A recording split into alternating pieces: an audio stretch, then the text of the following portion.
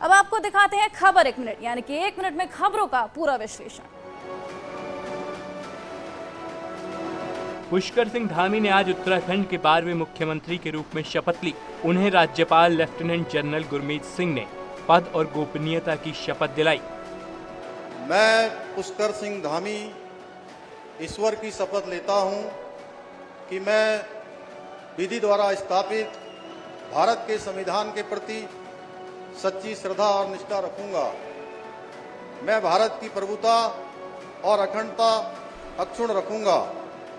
मैं उत्तराखंड राज्य के मुख्यमंत्री के रूप में अपने कर्तव्यों का श्रद्धापूर्वक और शुद्ध अंतःकरण से निर्वहन करूंगा। देहरादून के परेड ग्राउंड पर भव्य शपथ ग्रहण समारोह का आयोजन किया गया, जिसमें पुष्कर सिंह धामी ने मुख्यमंत्री पद की शपथ ली। पुष्कर सिंह धामी ने दूसरी बार मुख्यमंत्री पद की शपथ ली है। उनके अलावा 8 मंत्रियों ने भी शपथ ली। शपथ ग्रहण से पहले मुख्यमंत्री पुष्कर सिंह धामी ने देहरादून के टपकेश्वर मंदिर पहुंचकर पूजा अर्चना की। करीब आधे घंटे तक धामी ने मंदिर में पूजन दर्शन किया। के पश्चात आज चूंकि सरकार का विधिवत रूप से काम शुरू होने जा रहा है, उत्तराखंड की देवतुल्य जनता ने माननीय प्रधानमंत्री, हमारे देश के यशस्वी प्रधानमंत्री माननीय नरेंद्र मोदी जी के नेतृत्व में उनके द्वारा किए हुए कामों पर 2/3 बहुमत, प्रचंड बहुमत की सरकार उत्तराखंड के अंदर बनाई है। उस सरकार का आज से विधिवत रूप से काम शुरू हो रहा है। भगवान सारी बाधाएं दूर करें, विघ्न बाधाएं दूर करें, हमारा प्रदेश आगे जाए, हिंदुस्तान का श्रेष्ठ राज्य बने। सभी प्रकार के जो भी अच्छी चीज़ें हैं हमारे प्रदेश के अंदर हो, हमारा विकास तेज़ी से बढ़े, हमारे यहाँ पर जो जन आकांक्षाएँ वो पूरी हो। मैं भगवान से प्रार्थना की है कि टपकेश्वर महादेव हम सब पर कृपा करें। टपकेश्वर मंदिर के बाद धामी ने रेसकोर्स स्थित गुरुद्वारा पहुंच मत्था टेका और उत्तराखंड की खुशहाली के लिए अरदास की। धामी के अलावा पार्टी के तमाम बड़े नेताओं ने भी आसपास के मंदिरों में पहुंचकर पूजा अर्चना की। उत्तराखंड में पुष्कर सिंह धामी के शपथ ग्रहण समारोह में पीएम मोदी शामिल हुए। सेना के स्पेशल हेलीकॉप्टर से प्रधानमंत्री नरेंद्र मोदी शपथ ग्रहण समारोह पहुंचे और कार्यक्रम में शिरकत की। शपथ ग्रहण के बाद प्रधानमंत्री नरेंद्र मोदी पूरी कैबिनेट को सामने बुलाकर सबका अभिवादन करते नजर आए। पीएम मोदी के अलावा इस शपथ ग्रहण समारोह में कई केंद्रीय मंत्री और बीजेपी शासित राज्यों के मुख्यमंत्रियों ने शिरकत की। केंद्रीय गृह मंत्री अमित शाह और बीजेपी के राष्ट्रीय अध्यक्ष जेपी नड्डा भी शपथ ग्रहण समारोह में मौजूद रहे। यूपी के मुख्यमंत्री योगी आदित्यनाथ को भी शपथ ग्रहण समारोह में विशेष तौर पर आमंत्रित किया गया था। उनके अलावा गुजरात के सीएम भूपेंद्र भाई पटेल, हरियाणा के सीएम मनोहर लाल खट्टर, आसाम के सीएम हिमंता बिस्वा शर्मा, मध्य प्रदेश के सीएम शिवराज सिंह चौहान और हिमाचल के सीएम जयराम ठाकुर भी पहुंचे। विशेष अतिथियों में योग गुरु बाबा रामदेव, रमेश पोखरियाल निशंक, केंद्रीय मंत्री नितिन गडकरी, संजीव बालियान भी पहुंचे। राजस्थान की पूर्व मुख्यमंत्री वसुंधरा राजे सिंधिया भी सीएम धामी के शपथ ग्रहण समारोह में शामिल होने पहुंची। उत्तराखंड में बीजेपी ने 47 सीटों के साथ बम्पर जीत दर्ज की है। उत्तराखंड के सियासी इतिहास में पहला मौका है जब कोई सरकार लगातार दूसरा कार्यकाल शुरू कर रही है। उत्तराखंड में पुष्कर सिंह धामी ने दूसरी बार सीएम पद की शपथ ली। इसी के साथ ही 8 विधायकों को भी कैबिनेट मंत्री के तौर पर शपथ दिलाई गई। उत्तराखंड के राज्यपाल गुरमीत सिंह ने सभी को पद और गोपनीयता की शपथ दिलाई। इनमें प्रेमचंद्र अग्रवाल, सतपाल महाराज, गणेश जोशी, धन सिंह रावत, सुबोध उनियाल, रेखा आर्य, चंदन रामदास, सौरभ बहुगुणा ने भी कैबिनेट पद की शपथ ली। सबसे पहले सतपाल महाराज ने मंत्री पद की शपथ ली। मैं सतपाल महाराज ईश्वर की शपथ लेता हूं कि मैं विधि द्वारा स्थापित भारत के संविधान के प्रति सच्ची श्रद्धा और निष्ठा रखूंगा। 2022 में पहली बार विधायक बने सुबोध उनियाल ने कैबिनेट मंत्री की शपथ ली है। मैं भारत की प्रभुता और अखंडता अक्षुण्ण रखूंगा। मैं उत्तराखंड राज्य के मंत्री के रूप में अपने कर्तव्यों का श्रद्धापूर्वक और शुद्ध अंतःकरण से निर्वहन करूंगा तथा मैं भय या पक्षपात, अनुराग या द्वेष के बिना सभी प्रकार के लोगों के प्रति संविधान और विधि के अनुसार न्याय करूंगा। चंदन रामदास ने भी शपथ ग्रहण की। चंदन रामदास कुमाऊं मंडल से आते हैं। चंदन की अल्मोड़ा बागेश्वर में मजबूत पकड़ मानी जाती है। चंदन बागेश्वर से 4 बार विधायक रह चुके हैं। सौरभ बहुगुणा ने आज कैबिनेट मंत्री की शपथ ली। सौरभ को पार्टी का युवा चेहरा माना जाता है। सौरभ कुमाऊं मैदानी इलाके से मंत्री हैं। वो सितारगंज से बीजेपी विधायक भी हैं। मैं सौरभ बहुगुणा ईश्वर की शपथ लेता हूं कि मैं विधि द्वारा स्थापित भारत के संविधान के प्रति सच्ची श्रद्धा और निष्ठा रखूंगा। उत्तराखंड मंत्रिमंडल में शामिल रेखा आर्य ने भी पद और गोपनीयता की शपथ ली। रेखा आर्य महिला सशक्तिकरण से जुड़े कामों में शामिल रह चुकी हैं। वो पहली बार 2012 में चुनाव लड़ी थी। 2017 में कांग्रेस छोड़कर रेखा आर्य बीजेपी में शामिल हुई थी। उन्होंने जिला स्तर से राजनीति की शुरुआत की है। देखिए, मैं अपने केंद्रीय नेतृत्व का और अपने शीर्ष नेतृत्व का और साथ साथ में अपने प्रदेश के मुख्यमंत्री जी का बहुत धन्यवाद करती हूँ, जिन्होंने मातृशक्ति के रूप में, उनके प्रतीक के रूप में मुझे आज आशीर्वाद दिया है और मुझे पुनः अवसर मंत्री पद के लिए जो है शपथ देने के लिए जो है आज मौका दिया है। मैं आभार व्यक्त करती हूँ। निश्चित रूप से जो दायित्व वो मुझे देंगे उस जिम्मेदारी का मैं बहुत गंभीरता के साथ में, पूरी जिम्मेदारी के साथ उसका निर्वहन करूँ। पुष्कर सिंह धामी ने आज दूसरी बार राज्य के मुख्यमंत्री पद की शपथ ली। शपथ ग्रहण के बाद मुख्यमंत्री धामी गंगा पूजन के लिए, गंगा आरती के लिए हरिद्वार पहुंचे। हरिद्वार पहुंचने पर सीएम धामी का जोरदार स्वागत हुआ। यहां पुष्कर सिंह धामी ने पहले गंगा पूजन किया, जिसके बाद गंगा आरती में भी सीएम धामी शामिल हुए। पूरी आरती के दौरान सीएम धामी हर की पैड़ी पर मौजूद रहे और इस दौरान पुरोहितों ने सीएम धामी को आशीर्वाद दिया। सीएम धामी दोबारा मुख्यमंत्री बने हैं और सबसे पहले वो हरिद्वार के ही दौरे पर पहुंचे।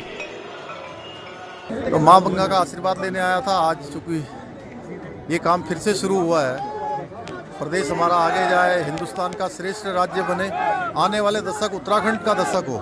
हर प्रकार की बाधाएं, हर प्रकार के विघ्न जो भी रास्ते में आते हैं वो सब समाप्त हो, माँ गंगा का आशीर्वाद बना रहे, इसलिए मैं शपथ लेने के तत्काल बाद, और पिछली बार भी मैं यहाँ आया था और इस बार भी यहाँ आया हूँ माँ गंगा।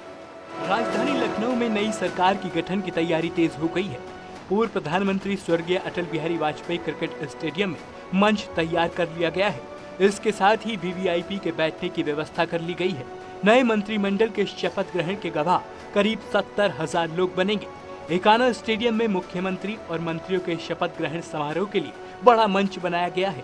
सीएम योगी के शपथ ग्रहण समारोह में पीएम मोदी और गृह मंत्री अमित शाह शामिल होंगे। शपथ ग्रहण में शामिल होने के लिए प्रदेश के कोने कोने से कार्यकर्ता आएंगे। इसके लिए पार्टी स्तर से पत्र भी भेजा गया है। शपथ ग्रहण समारोह में आने वालों को अपने वाहनों पर पार्टी का झंडा लेकर आने को कहा गया है। शपथ ग्रहण होना है मुख्यमंत्री योगी आदित्यनाथ का, और इसके अलावा अगर बात की जाए तो पूरे मंत्रिमंडल का गठन होना है। लिहाजा शपथ ग्रहण कार्यक्रम को लेकर जो तैयारियां हैं वो बेहद भव्य तरीके से की गई हैं। इस वक्त मेरी मौजूदगी एकाना स्टेडियम के अंदर है। चूंकि तैयारियां यहाँ पे काफी दिनों से चल रही हैं, लेकिन इसका काउंटडाउन अब कब शुरू होने को है, क्योंकि देख सकते हैं तस्वीरों में आप। मुख्यमंत्री योगी आदित्यनाथ के शपथ ग्रहण समारोह में शामिल होने उत्तर प्रदेश ही नहीं बल्कि दूसरे राज्यों से भी विशिष्ट अतिथि आएंगे। लखनऊ के सभी बड़े होटल्स में अतिथियों के लिए कमरे बुक कराए गए हैं। शहर के सभी बड़े होटल्स में सुरक्षा को लेकर ठहरने खाने तक के बेहतर इंतजाम है।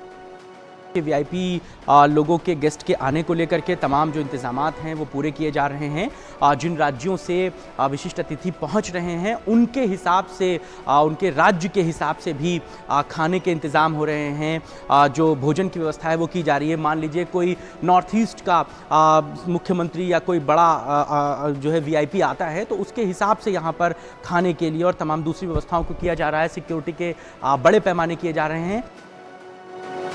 समाजवादी चिंतक डॉक्टर राम मनोहर लोहिया की 113वीं जयंती पर समाजवादी पार्टी के अध्यक्ष अखिलेश यादव ने लोहिया पार्क पहुंचकर उन्हें नमन किया। इस दौरान उन्होंने लोहिया के बताए रास्ते पर आगे चलकर समाज से भेदभाव मिटाने का संकल्प लिया। डॉक्टर राम मनोहर लोहिया ने जो गैर बराबरी की लड़ाई लड़ी, चाहे वह आर्थिक रूप से भी गैर बराबरी बढ़ी है, सामाजिक असमानता भी बढ़ी है, और आज के दिन हम सभी समाजवादी इस बात का संकल्प लेते हैं कि आने वाले समय में डॉक्टर राम मनोहर लोहिया का रास्ता दिखाए हुए पे चलने का काम करेंगे। अखिलेश यादव ने पेट्रोल डीजल के दाम बढ़ाए जाने पर भी सरकार पर निशाना साधा। तो ये पहले से पता, जनता के बीच में ये बात रखी थी कि जैसे ही चुनाव खत्म होगा ये सरकार महंगाई बढ़ाएगी और महंगाई लगातार इस सरकार में बढ़ेगी। उधर एमएलसी चुनाव को लेकर अखिलेश ने सरकार को कटघरे में खड़ा किया। भारतीय जनता पार्टी गुंडागर्दी, भारतीय जनता पार्टी गुंडों का सहारा लेकर के लोकतंत्र को खत्म करने में लगी है। और ये एमएलसी चुनाव में कई सीटों पर समाजवादी पार्टी के प्रत्याशियों ने पर्चा वापस ले लिया।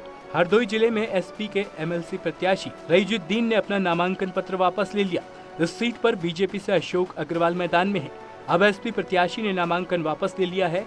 ऐसे में बीजेपी प्रत्याशी के निर्विरोध निर्वाचन का रास्ता साफ हो गया है। अब मामले को लेकर एसपी के जिला अध्यक्ष ने आला कमान से दोनों को पार्टी से निकालने की मांग की है। वहीं बदायूं में एसपी के एमएलसी प्रत्याशी ने भी पर्चा वापस लिया। सिनोद शाक्य ने पर्चा वापस ले लिया। वहीं गाजीपुर में एसपी प्रत्याशी भोलानाथ शुक्ला ने नामांकन वापस लिया। सोनभद्र मिर्जापुर क्षेत्र से नामांकन दाखिल करने वाले एसपी प्रत्याशी रमेश यादव ने भी अपना पर्चा वापस ले लिया। वहीं समाजवादी पार्टी के अध्यक्ष अखिलेश यादव ने बीजेपी पर एमएलसी चुनाव में गुंडागर्दी करने का आरोप लगाया। भारतीय जनता पार्टी गुंडागर्दी, भारतीय जनता पार्टी गुंडों का सहारा लेकर के लोकतंत्र को खत्म करने में लगी है और ये पहला उदाहरण नहीं है। बहराइच में ग्राम प्रधानों ने बीडीओ पर एमएलसी चुनाव में समाजवादी पार्टी को वोट देने के लिए दबाव बनाने का आरोप लगाया है। ये ग्राम प्रधान ब्लॉक परिसर में लामबंद हो गए और बीडीओ के खिलाफ नारेबाजी की। सभी 55 ग्राम प्रधानों ने बीडीओ को हटाने की मांग की है। इसको लेकर उन्होंने डीएम के नाम ज्ञापन सौंपा। हमारे यहाँ जो खंड विकास अधिकारी महोदय हैं, ये प्रधानों पे एक मानसिक तरीके से एक दबाव बना रहे हैं। आज से नहीं, पूर्व विधानसभा चुनाव से भी लेकर एक मानसिक दबाव बना रहे हैं कि ये सरकारें जो है प्रधान कर्मचारियों के विरोध में है। आप लोग क्यों मतदान कर रहे हैं सरकार के पक्ष में, भाजपा के पक्ष में? तो इनका जो रुझान है हमारे खंड विकास अधिकारी महोदय का, टोटल सपा की तरफ है कि आप लोग, इनके अंदर की जो सोच है कि आप लोग सपा का समर्थन कीजिए। यूपी बोर्ड की परीक्षाएं गुरुवार से शुरू हो रही हैं। परीक्षाओं को लेकर सभी तैयारियां लगभग पूरी कर ली गई हैं। बोर्ड परीक्षा में हाई स्कूल और इंटरमीडिएट को मिलाकर 51,92,689 परीक्षार्थी शामिल होंगे। यूपी बोर्ड की हाई स्कूल और इंटरमीडिएट की परीक्षाएं यानी बोर्ड परीक्षाएं 24 मार्च से शुरू हो रही हैं और बोर्ड परीक्षा को लेकर सभी तैयारियां पूरी कर ली गई हैं। इस बार 100वें वर्ष में यूपी बोर्ड की परीक्षा होने जा रही है। 1921 में एक्ट बना था। परीक्षा के लिए प्रदेश भर में 8,373 परीक्षा केंद्र बनाए गए हैं, तो वहीं 1,16,000 शिक्षकों और कर्मचारियों की ड्यूटी लगाई गई है। लखनऊ में परीक्षा सेंटर पर नजर रखने के लिए कंट्रोल रूम बनाया गया है, तो वहीं नोएडा में भी खास इंतजाम किए गए हैं। फ्लाइंग स्क्वाड्स बनाई गई है जो अचानक जगह जगह रैंडम चेकिंग्स करेंगे। 11 सेक्टर मजिस्ट्रेट्स किया गया है। ये परीक्षा कई मायनों में खास है। दरअसल परीक्षा शुरू होने के साथ ही यूपी बोर्ड एग्जाम सेंचुरी पूरी कर लेगा। मतलब यूपी बोर्ड इस बार 100वीं बार परीक्षा का आयोजन कर रहा है।